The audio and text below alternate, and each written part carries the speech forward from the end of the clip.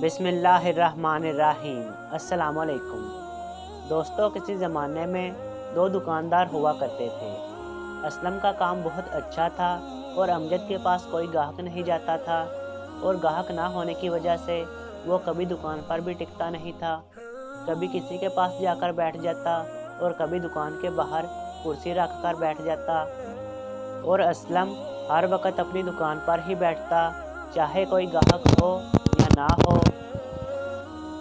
امجد اس بات سے کافی پریشان تھا کہ میرے پاس بھی وہی چیزیں ہیں جو اسلم کے پاس ہیں، لیکن پتہ نہیں میرے پاس کوئی گاہک کیوں نہیں آتا اور اسلم کی دکان پر رش ختم ہونے کا نام ہی نہیں لیتا۔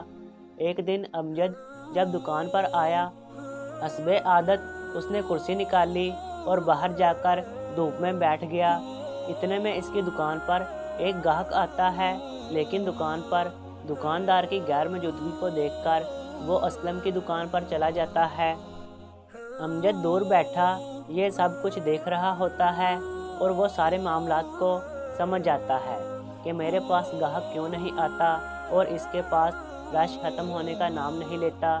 وہ فوراً اٹھتا ہے اور ایک کلہاڑی سے اپنی دونوں ٹانگیں کاٹ دیتا ہے اور اپنی ٹانگوں سے مخاطب ہو کر کہتا ہے کہ اب میں دیکھتا ہوں کہ کیسے میں دکان سے باہر جاتا ہوں۔ تمہاری وجہ سے میں نے اپنا بہت بڑا نقصان کر لیا۔ دوستو، ہمارے پاس ابھی وقت ہے، یہ نہ ہو کہ کل کو ہمیں بھی امجد کی طرح اپنی ٹانگیں کاٹنی پڑ جائیں۔